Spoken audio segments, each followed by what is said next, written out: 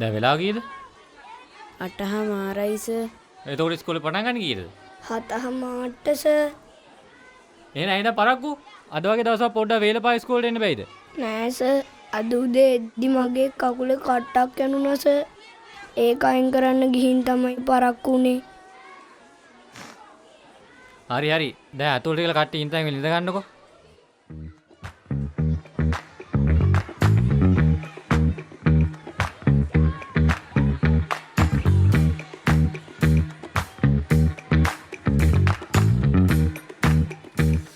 හරි ළමයි. අපි එන පටන් ගමු.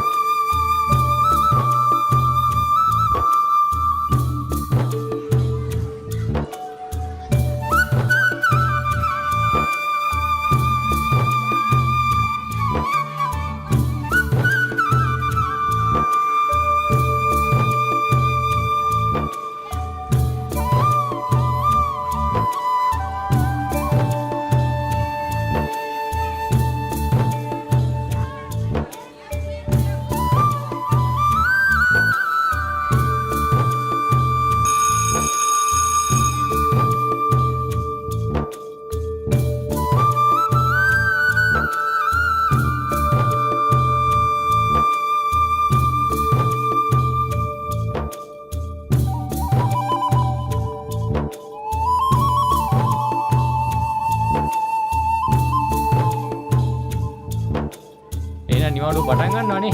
අපි නිවාඩුවෙන් පස්සේ හම්බෙමු. මං ආපහු එනකොට අලුත් යුනිෆෝම් එක ටිකුයි පොට්ටිකුයි අරන් එන්න. එන හැමෝම ගිහිල්ලා එන්න.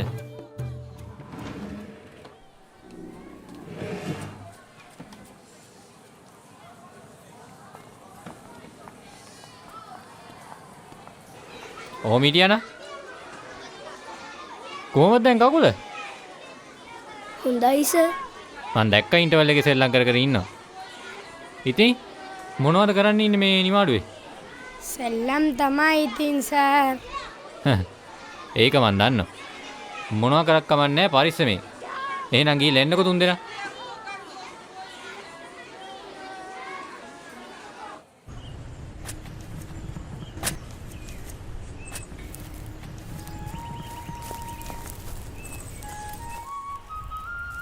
මොනවද බං අපි කරන්නේ?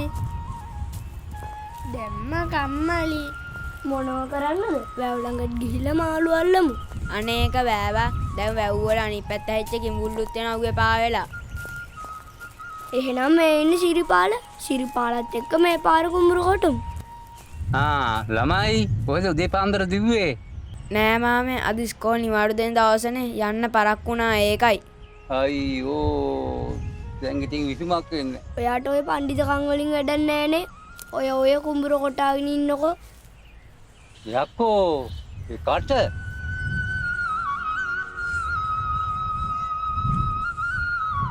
ඒ සඳරු කෝබම් මං අර උදේ දුන්න පෑන. ඇයි උඹනේ කිව්වේ විසි කරන්න කියලා? අඩෝ මං ඒ නිවාඩුවේ කුණුසුම්මට බං කිව්වේ. දැන් ඉතින් අම්මගෙන් ගෙදර ගිහිල්ලා කන්න එනවනේ තියෙන්න. මහන්සි වෙලා අමාරුවෙන් හම්බ කරලා අරන් දෙන්න දේවල්. උඹලගේ තාත්තට සල්ලි කාර්යද? කොච්චර අමාරුවෙන්ද තාත්තා සල්ලි හම්බ කරන්නේ? කොච්චර අමාරුවෙන්ද තාත්තා සල්ලි හම්බ කරන්නේ? හරියට බඩට කෑමක් නැහැ. ගෙවල් දොරවල් දාලා ගිහිල්ලා උඹලට හොඳ ජීවිතයක් දෙන්න උත්සාහ කරනවා. උඹ මේ තියෙන ටිකක් නැති කරනවා. අරන් දෙන පෑන පෙන්සල් විසික් කරලා එනවා. කොච්චර කරත් කිසි අගයක් නැහැ. අපිට නැති දේවල් දෙන්න තමයි මේ මහන්සි වෙන්නේ. කිසි ගාණක් නැහැ. තියෙන දේවලුත් නාස්ති කරනවා. කොහෙන්ද ඒ පාර? චොට්ටා කෝ නිදි චොට්ටා කාලත් නැහැ. චොට්ටා බොරුවට ගුටි කන්න.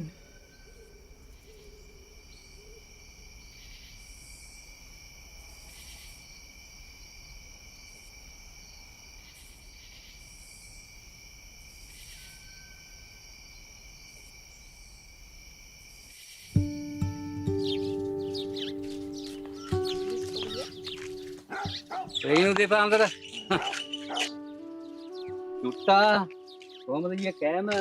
අති විශිෂ්ටයි සර්.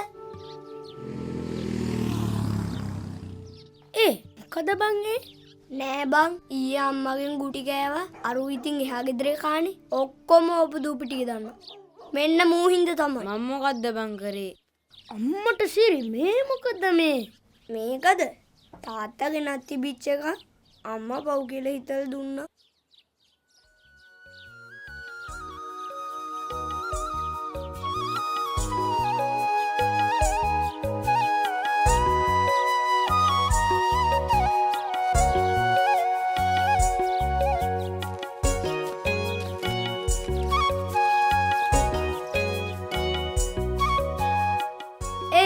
උඹ කිව්වා වගේ දැම්ම කම්මැලි බං ඔව් බං මේක තිබ්බනම් මේකත් එක්ක සෙල්ලම් ගන්න තිබ්බා. මේක හැලුණානේ මගේ අතින් අපරාදේ. මොකෝ කියන්නේ යංග පන්සල පැත්තේ යකෝ මුට දින ආසාව බලහන්කෝ පන්සලට යන්න ඔව්නේ බං. එහෙම තමයි මම සිංහල මම මුස්ලිම් මම දෙමළ ඒ කාලේ ඉවරයි දැන් මේක අපි ඔක්කොම එකයි එක ජනතාවක් එක අම්මාගේ දරුවා වගේ අපි ලෑස්ති වෙලා යන් පන්සලට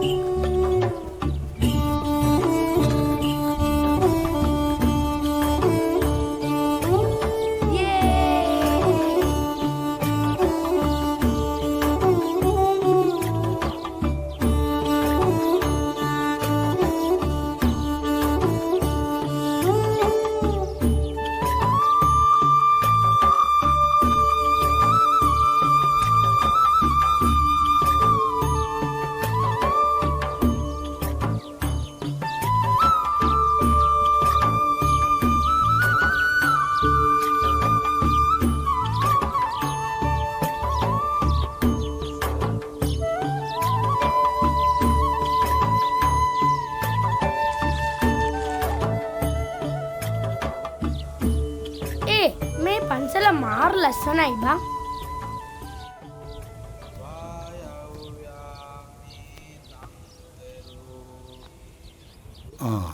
මේ අර ගුණරත්නගේ එකම පුතා නේද? එහෙමයි අපේ හාමුදුරුවනේ. මොකද මේ යාළුවෝ කට්ටියත් එක්ක අද පන්සල පැත්තේ? ඉස්කෝල් නිවාඩු දුන්නානේ. ඒකයි හාමුදුරුවනේ. මේ මලික්ට පන්සල් බලන්න ඕනි කිව්වනේ. බොහොම හොඳයි. අනේ හාමුදුරනේ අපිට කතාවක් කියලා දෙන්නකෝ. ඔය ළමයින්ට කතාවක්ද ඕන? මොන වගේ කතාවක්ද? ඕන කතාව. අපේ ගම ගැන කතාව. ගම ගැන කතාව. එන්නකෝ ළමයි. මෙහෙන් වාඩි වෙන්නකෝ. කතාවක්. අපේ ගම ගැන කතාවක්. හරි. එහෙනම් ඔය ළමයින්ට අපේ ගමේම තියෙන කවුරුත් නොදන්න කතාවක් මං කියලා දෙන්නම්කෝ. හැමෝම මේ ගැන හොයනවා. හැබැයි හරියටම මේ ගැන දන්න කවුරුත් නැහැ. ලොකු හාමුදුරුවනේ සාමණේර අද එහෙනම් වෙන මොකුත් විශේෂ කාරණාවක් නැහැ නේද ලොකු හාමුදුරුවනේ? මොකුත් නැහැ සාමණේර. මම මේ දරුවෝ ටිකත් එක්ක කතා කරලා විහාරෙකට එන්නම්. පූජාව ලෑස්ති කරලා තියන්නකෝ. හොඳමයි ලොකු හාමුදුරුවනේ. හරි. අපි කතාව පටන් ගමුකෝ. දැන් අපේ ගම මෙහෙම තිබුණට ඒ කාලේ හිටපු රජුරුවන්ගේ කාලේ එහෙම නැහැ. රජතුමාගේ ඇමති මණ්ඩලයේ හිටපු සිටුවරයෙක්ගේ බිරිඳ මේ ගමේ හිටපු කෙනෙක්.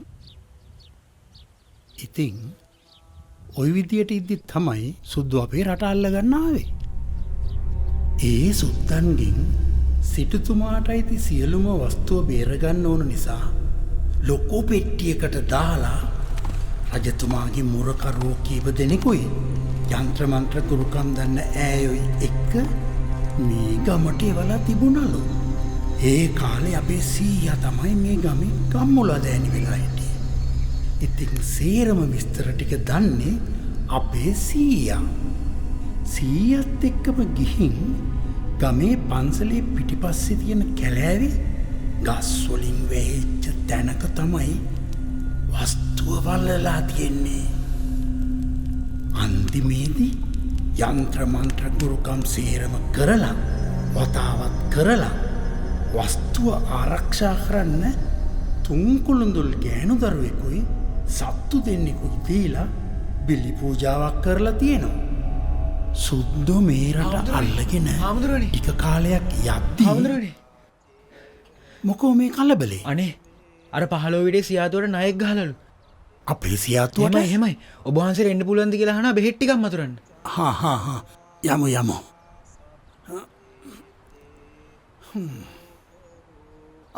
මේ ළමයි ගෙවල් වලට ගිහිල්ලා හෙට එන්නකෝ.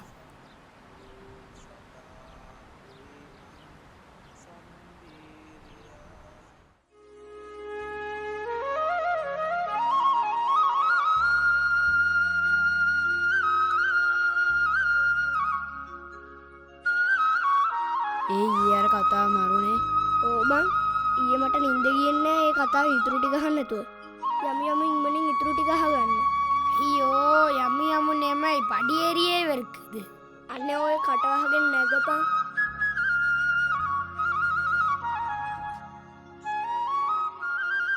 මේ අර කිව්ව කතාව වගේ නිදානයක් හම්බුනොත් මොකද කරන්නේ?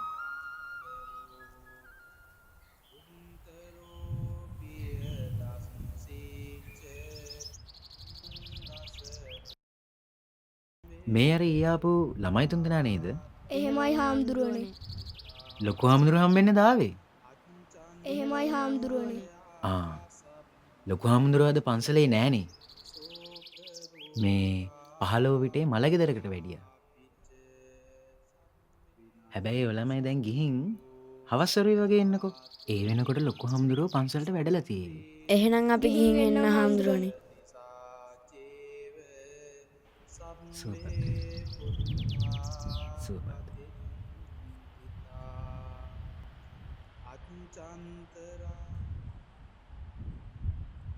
දැන් මොකද බං කරන්නේ? කරනවා නම් වැඩක් තියෙනවා. මොකද කියන්නේ? කරමුද?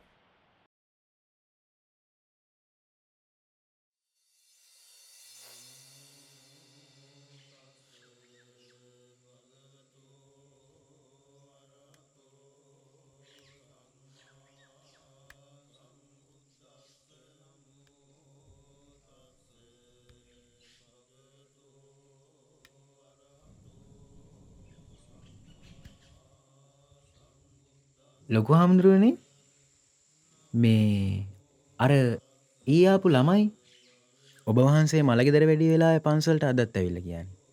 කෝ ඒ ළමයි තුන් දෙනා? දන්නේ නැහැ හාමුදුරුවනේ. මේ ඔබ වහන්සේ කියපු කතන්දරයක් අහගෙන මොකක්ද එකක් හොයාගෙන යන කතාවක් කියනවා නම් ඇහුණා මට. අයියෝ මේ ළමයි තුන් දෙනා කොහේ ගිහිල්ලා මොනව කරගන්නද දන්නේ.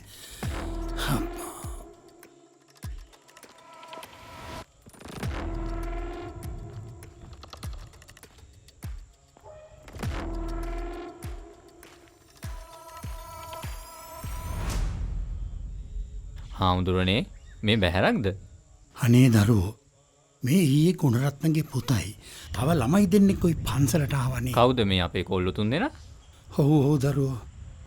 මගෙන් කතාවක් ඇහුවා. මම කතාවක් කිව්වා. මට කතාවේ භාගයයි කියන්න හම්බ වුණේ. අනිත් භාගෙ මට කියන්න හම්බ වුණේ නැහැ. මට මල්ලගෙදරකට වඩින්න සිද්ධ වුණා. ඊට පස්සේ මන් නැති වෙලාවේ පන්සලට ඇවිල්ලා සාමනීරකින් දැනගෙන මම පන්සලේ නෑ කියලා. මම කියපු කතාව භාගෙට අහගෙන මේ දරුවෝ කැලෑවට ගිහිල්ලානේ. මේ ළමයි තුන් දෙනා දන්නේ නෑ මේ කතාවේ ඉතුරු ටික කොච්චර භයානකද කියලා.